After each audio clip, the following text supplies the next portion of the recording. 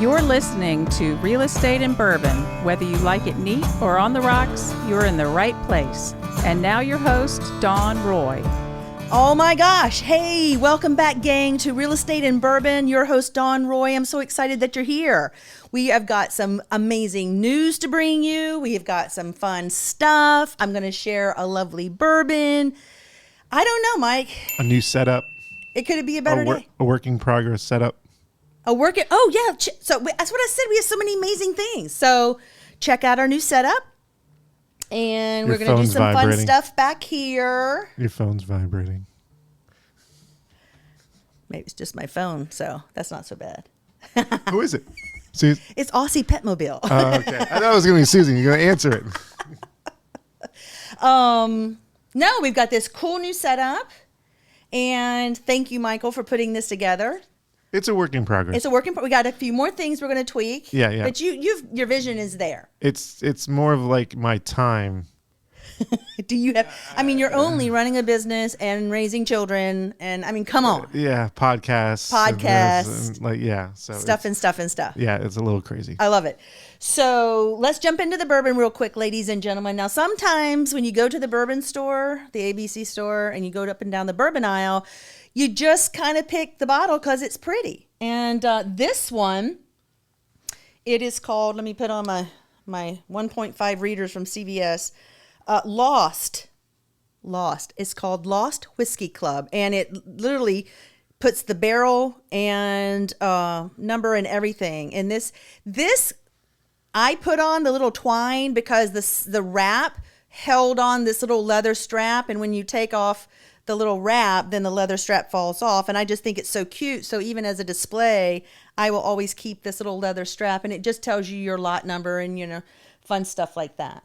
Because it's all about the kitschy stuff. For us girls, I mean, I like the Miami Dolphins because of the color of their jerseys. You know what I mean? That's how stupid I am. So what's the proof on that one?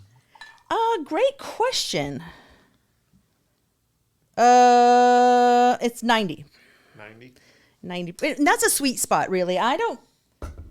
It makes it an easy sipper for me. Mm-hmm. You know what I mean?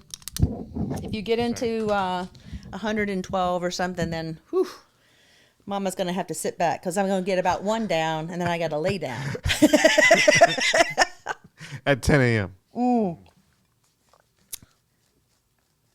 Now that is charming. Smooth. Very charming.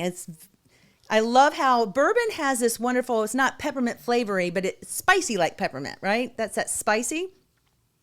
And that is lovely. So lovely. So I've been working on a new drink for Starbucks.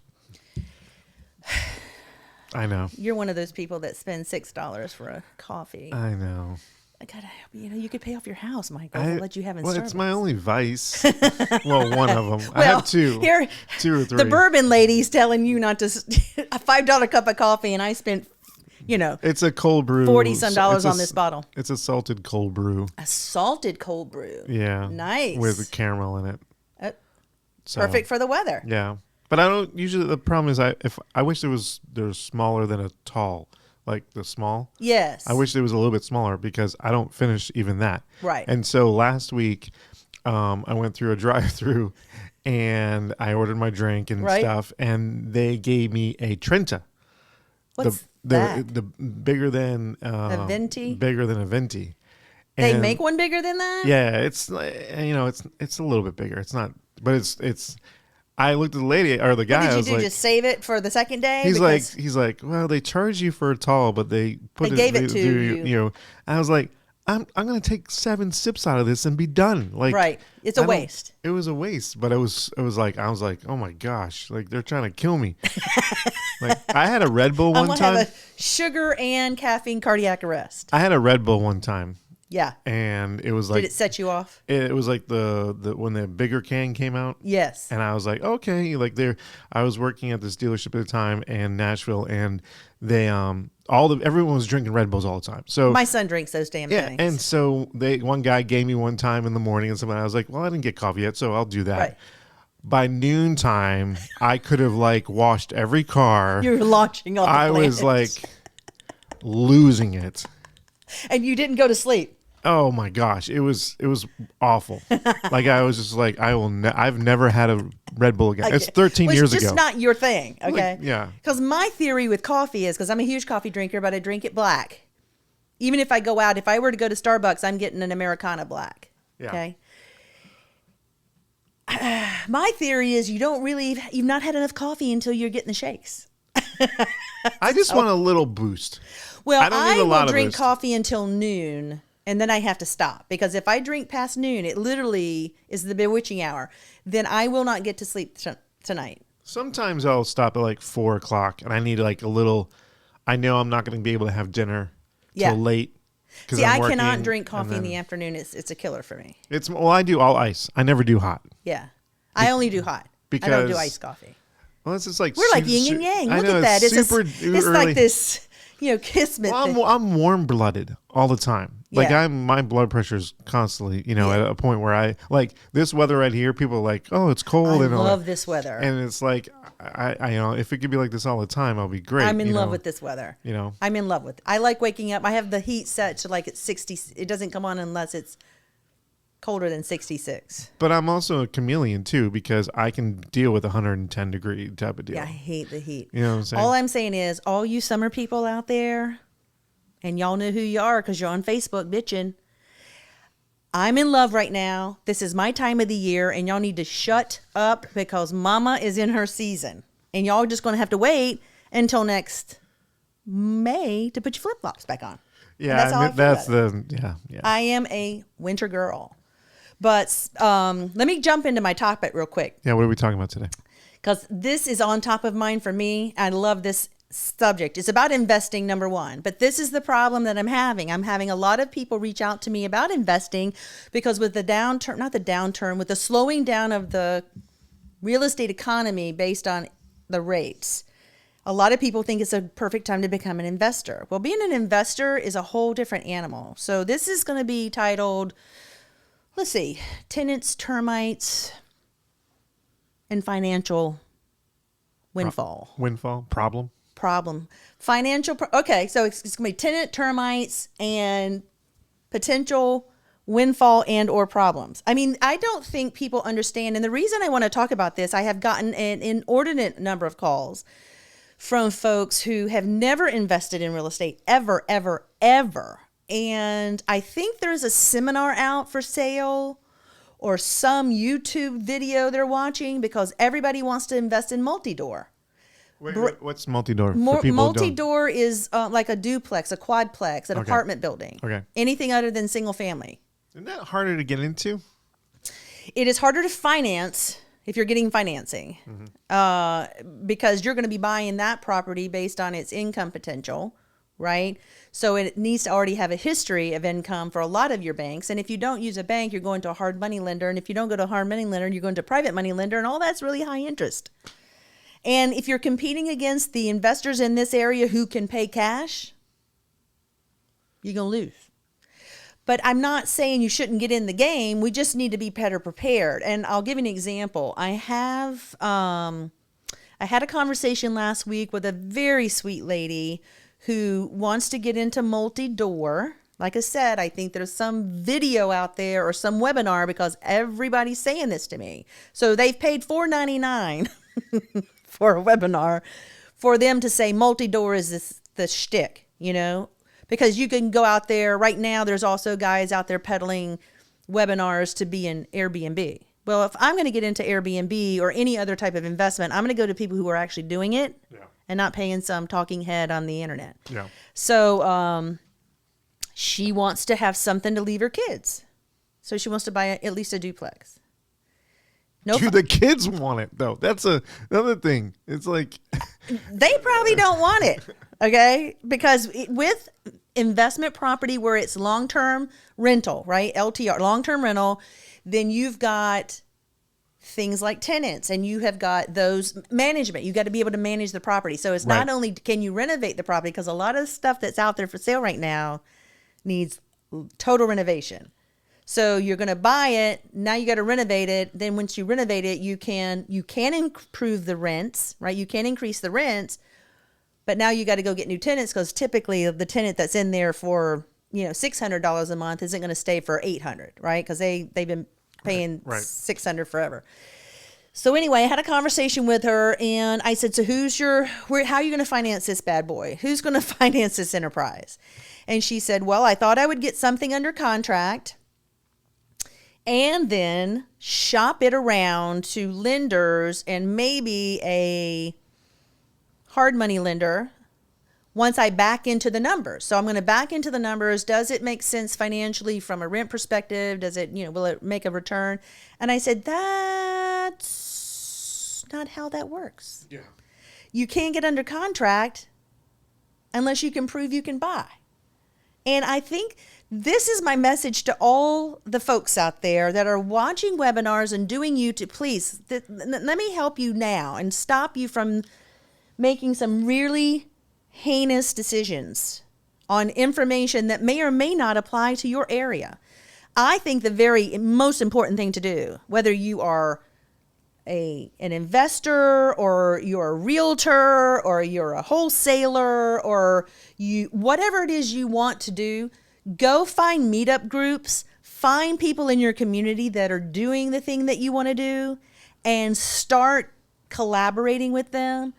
I'm telling you, the best thing I ever did for my own real estate career is when I got into real estate, I joined every networking group. I went to every hard hat. I went to every builder seminar. Anything about my profession, I was there. And I was constantly meeting and greeting people I didn't even know because I came from dentistry. I mean, I cleaned teeth, for crying out loud. And that has now, fast forward 10 years, has been the best thing I've ever done because all of these relationships, and that's the key, you got to build relationships. It's not a hit and run. All these relationships are now coming to fruition where I can call people and I have, vendors at my disposal, and I can, I've got investors that reach out to me. I mean investors who pay cash and flip 30, 40 houses a year. I mean big boys. Yeah, that's crazy. It's crazy. I got one guy, I think, what did he say?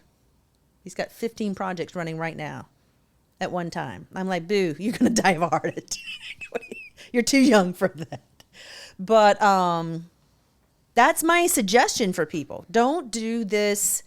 Don't get your information from YouTube, although here we are on YouTube, right? I mean, we're on Spotify, YouTube, Rumble, new Rumble, get on there, any place. But I think still face-to-face information from people on the ground is really where it's at. I mean, kicking it off and getting ideas and listening to podcasts and watching YouTube is the general way of people learning about stuff. But now, if I'm taking it further, that you do want to have someone that that is in your area. Yes. That is put the grind in. That yes. Like, okay, I made this mistake or whatever, because right. Not everything you're listening to is going to apply to your area and what's going on. 100%. There's a guy that I've been listening to.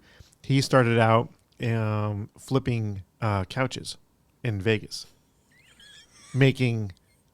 We can go a couple of different ways with that little line you just laid out there. Yeah. And so he's young. He's like now he's in his 30s or late 30s or whatever. Right. But he started out when he first got married flipping couches, and now he owns multiple real estate. He's a real estate agent. Right. Does like investing. That was his side hustle, right? That was his side hustle, and so that now he has a YouTube channel. Yeah. And he pretty much does that. Almost full time. Yeah. Where he has the other stuff going on and stuff. Right. I mean, millions and millions and millions of dollars he's generating a month on all of his entities. And isn't that cool? Crazy. He started at like 28. And that's a true entrepreneurial spirit. It's rare.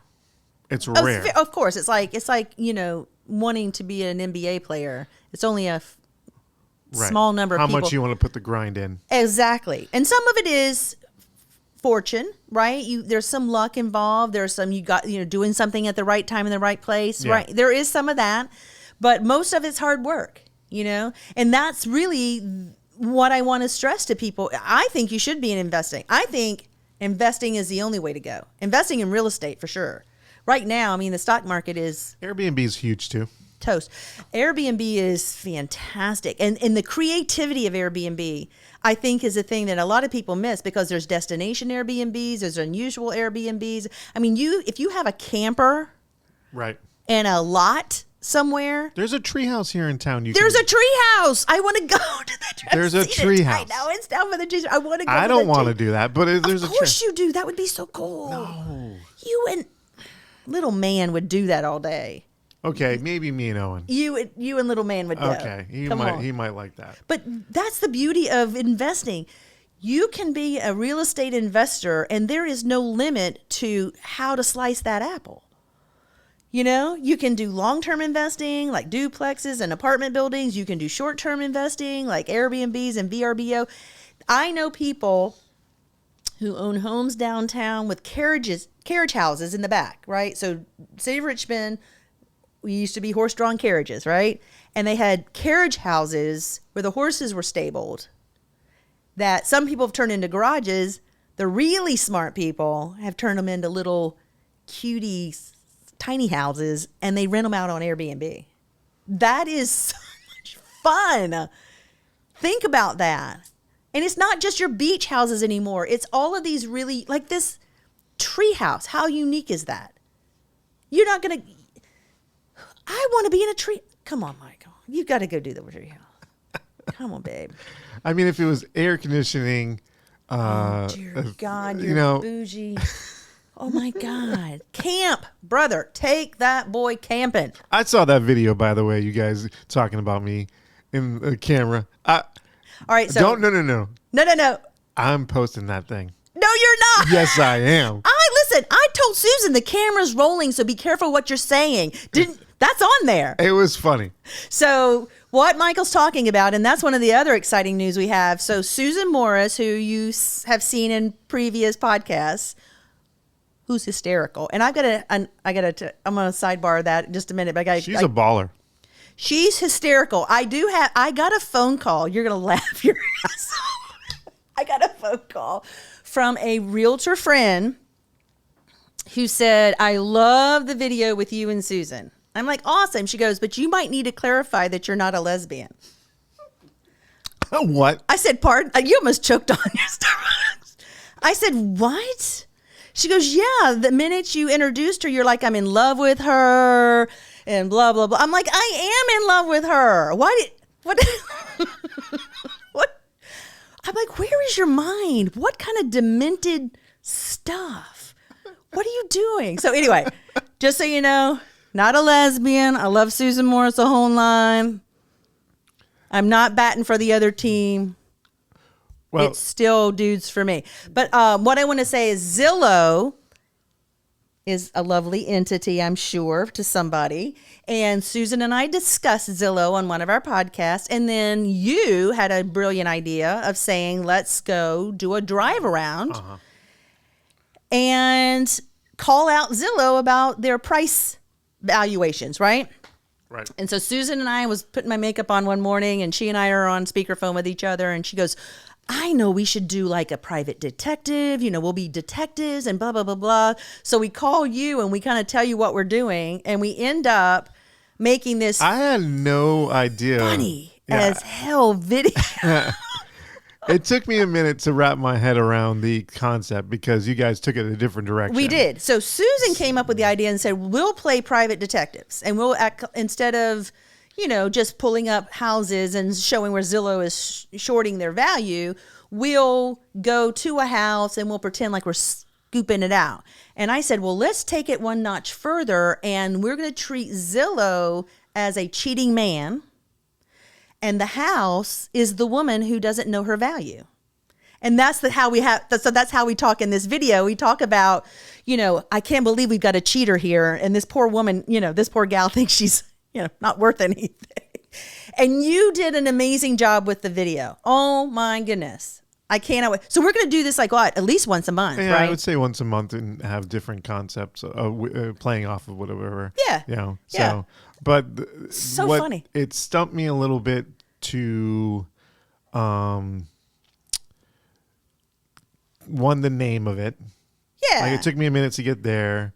So there was like a lot of things that We had to tweak or whatever, and that well, just like we're tweaking the set, right? Yeah. So, but it can't. It did. It come is out. Folks. I am going to say I work best at 1 a.m. too. By the way, I was like finally when I was getting it all together. That's and why like you're that. drinking that Yeah. sweet coffee. Zillow busters. I am out like a light because I get up at 4:30, 5 o'clock, and so by 9 I'm a pumpkin. I'm out. But yeah. So he showed me a preview of it, and I'm just saying I'm not tooting our own horn, but that shit's funny. Okay, it is good, and I think it's gonna take a life of its own. Yeah. It's truly gonna take a life of its own. I feel like only agents are going to get it at first. Only agents are going to get it. But once the mainstream, when people start hearing about it, I think it's going to take a life of it because it's short. What, 3 minutes, 4 minutes? Yeah. So funny. So what Michael's talking about, he was trying to get his drone set up. So Susan and I are still in her car and he's got a video. Well, he's got a phone mounted to the windshield. And it's just rolling. I mean, it probably ran for over an hour because it took us about an hour to do all the footage, and then you chop the footage down to like 3 minutes. You want to know something funny though? What? So that phone I don't usually use that much, right? And so, it's an old phone that I just have, and Owen uses it and stuff. And I mounted it, and the camera settings were in HDR, right? And I didn't know it. And so when I took it to put on production, it looks great playing it, but once you put it in the program that I use in Final Cut, it's all washed out and different colors and stuff like that. So you had to resaturate it? No. What? I had to screen record on my laptop the whole thing. Video wise. This is why he is what he is, because I don't know how to do any of that. So I screen recorded the video, let it play.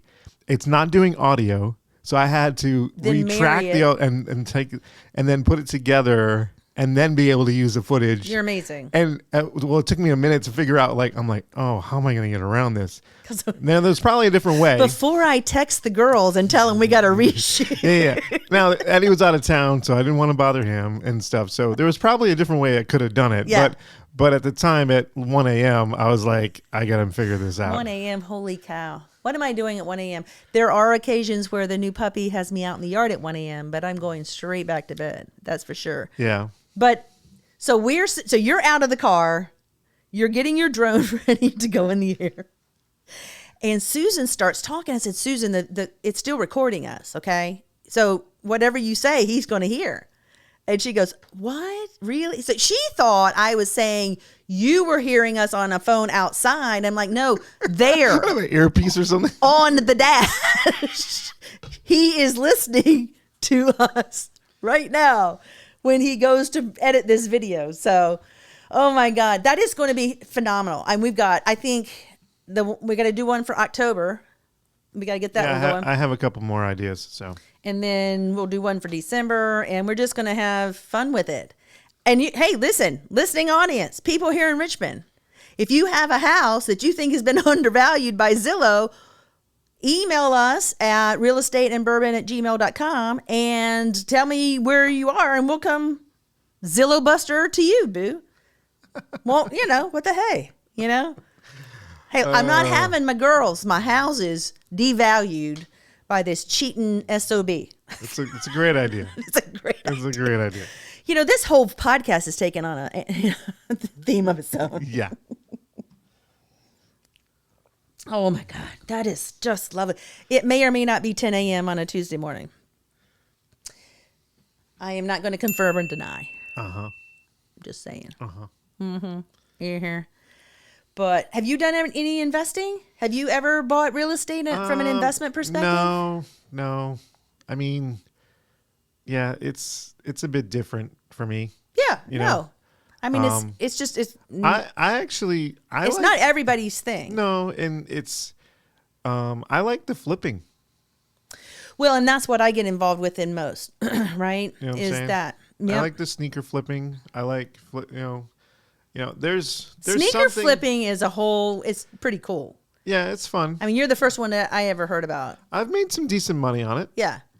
But I mean, couch flipping, sneaker flipping. Yeah. There's people that'll pay for pictures of your feet. I mean, like, I even thought about flipping cars. You could, because you are a car guy. Yeah, so I could find a Honda Civic or something like that. Fix it up, have it real prettied up. Pay $1,500 and sell it for like 6 or 7, depending on the mileage. Listen, right now, used cars are a premium. Yeah, and not even have it not even title it and stuff. Like, well, I'll tell you, a friend of mine actually. I'm in the process of trying to decide whether to, my son's soon-to-be wife. She might buy my car because she needs a newer car. And I thought, well, what am I going to get if she buys my car? And so a girlfriend of mine has put a deposit on a 4Runner that will be in another month or so. Yeah. So I was talking to her about it, and another friend just bought a Jeep. And anyway, there's all kinds of vehicles out there. And everybody's buying new because the used ones are so they're freaking expensive. $2,000 to $3,000 more. And the sales guy at the dealership she's got a deposit with said that the reason there's so few resale, it's people are buying new, especially like a 4Runner that holds its value. Over the last couple of years, they go buy a brand new one, they drive it for a little bit, and they sell it back to CarMax for more than they paid for it. Yeah, Tesla's like that all day long. It's ridiculous. Tesla's I'm like what in the world? I mean, so it's a quandary trying to figure out. What do you think I should buy? Listening audience, what should I get? I need an SUV. It's got to be all-wheel drive. Oh, wait, you need a vehicle? I'm looking at vehicle. I'm trying to decide. Tesla. No. No way. I'm not. Noah. I'm going to let you play that game. You go do you. I appreciate you. I respect you. I don't want a Tesla. I want a little chunky. Have you driven one before? No, thank you. You need to drive one first. I want something chunky and bold, and I do want a white one though. I want a white whatever. Okay. I've driven 2 silver cars over the last 10 years. All I had is silver cars. Are you wanting cars or an SUV? SUV, like a crossover. Yeah, Why like don't a you 4Runner. Why don't you get a hybrid then? I don't want anything with a battery. Why? I am a gas guzzler and want to stay that way. Burn, baby, burn. I'm just saying. Oh, and by the way, I got my sweet GT out this past weekend, and because the weather was lovely. And I fattened out her tires. I got spacers on her, and now I'm gonna do Loring Springs. And I'm thinking about a catback exhaust system to be more disgustingly loud than what it already is. I'm going to set up an appointment for you to go test drive the Tesla. I'm just going to put your name in there. Save me, listening audience, because he's on a mission right now. It's a different driving experience. My thing is I'm looking for a car that I can lower the pressure out of the tires and go Bahaing on the beach. So a Tesla. Well, Model X would do that, but may or may not be the one. So, but if you want to have the experience of a roller coaster in 0 to 60 in 2 seconds, maybe that's the car, the Tesla Plaid. It's amazing. So there's a lot of things going on here today. We have a new setup. So, ladies and gentlemen, I wanna. What do you want to invest in then, real quick? Oh, well, I already do. But what's your portfolio like? Where do you want to be, in the next year or so? So I've I have invested in flips up until now, and I do want to have about 2 to 4 Airbnbs within a decent geographic driving distance. It's part of my portfolio. Yeah. At the end of the day, I mean, here's another concept that I think a lot of people aren't paying attention to. You don't have to be the investor, meaning you don't have to procure the property and you don't have to be involved in the renovation of the property or all of that to be an investor. There is something called, you can be the lender. You can loan the money. And that is it's gold right there. Because and let me clarify what happens. So I work with some investors who will call me whether I have found them the property or they have another property in mind, and they will procure the house and then call me to loan them money to do the renovation. Okay. And then I get paid A percentage. a lot. Yeah.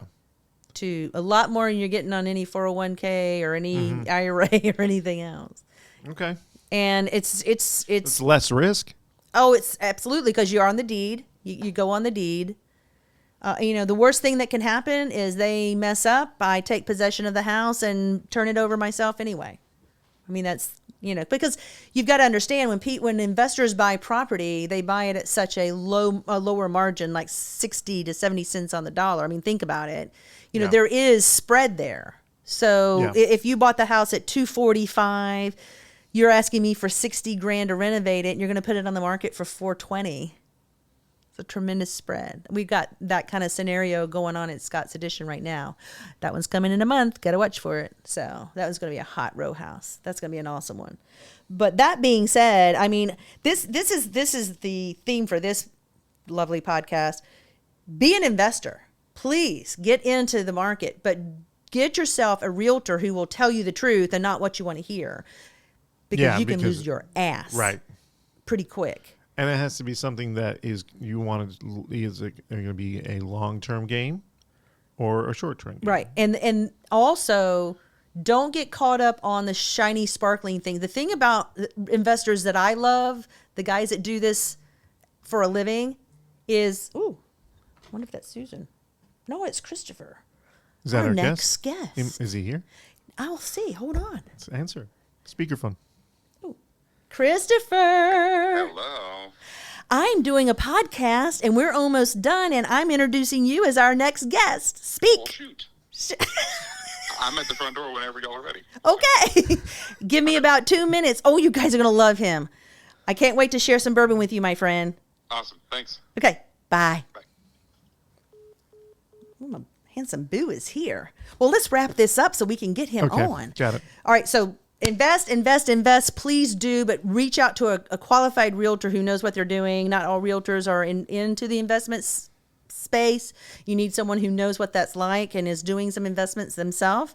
Number 2, we have a new set, and Michael is doing some wonderful things here. It's so lovely.